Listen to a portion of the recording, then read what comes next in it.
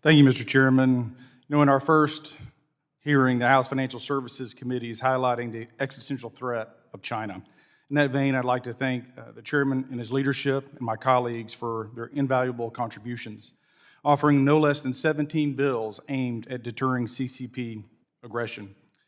I'd also like to offer some observations and recommendations of my own. Currently, we are allowing the genocidal Chinese Communist Party access to trillions of dollars through our capital markets. Echoing Chair Lutkemeyer, we're directly subsidizing the CCP's military modernization and enabling its horrific human rights abuses.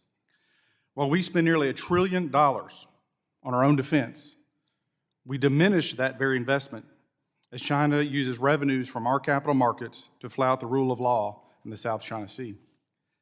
Case in point, the CCP was able to develop a brand new warship, the Fujian, because Beijing raised more than $8.6 billion back through 2015.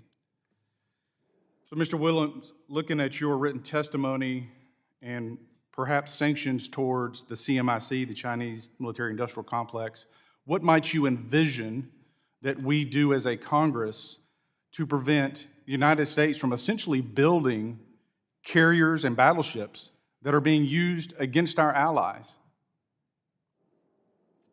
So I think there are two things I would look at here. And the first is what you alluded to, which is the CMIC, making sure we are plugging all applicable gaps and we're covering all types of financing that can go to those military companies. So that's number one. The second one is on export controls.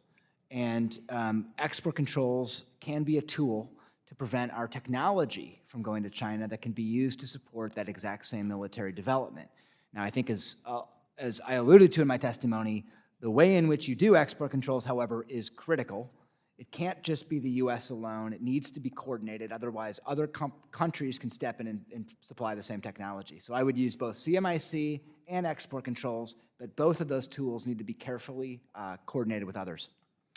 Yes, sir. As a follow-up to the committee, as an economist, I look at the current state of China, and I see some economic vulnerabilities. And I think there's evidence to document that much of their economic data is actually fabricated.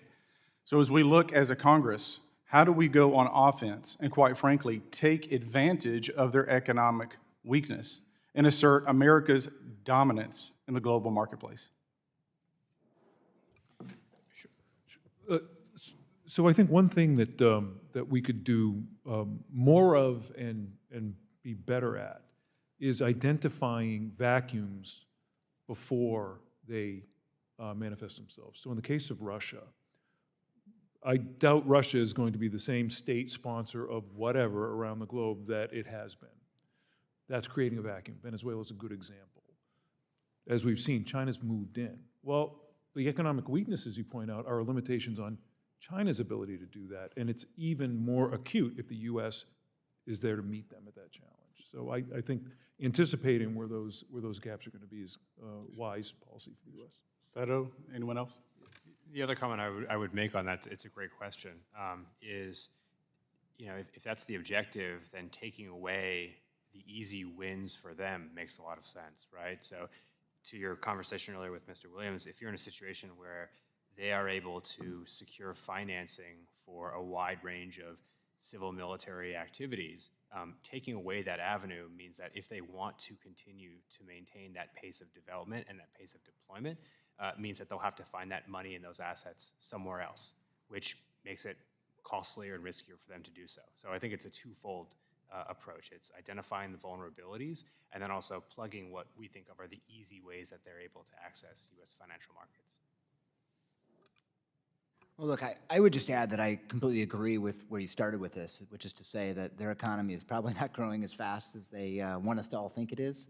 They're more vulnerable, and there is a lot of division even within the Chinese Communist Party. Xi Jinping is not as secure in his position as many of us often think and has his own vulnerabilities at home. And so I just think through our intel community, through the way we do business, we need to recognize where those vulnerabilities are and exploit them because, again, China is not a monolithic state. They are more unstable than we actually realize. And I think trying to figure out where that instability is and putting a finger on it is good for the United States. Mr. Chairman, I just want to thank the panel for being here. This has been a long day. You all are amazing and very much appreciated. Mr. Chairman, I yield my time. Gentleman's time has expired.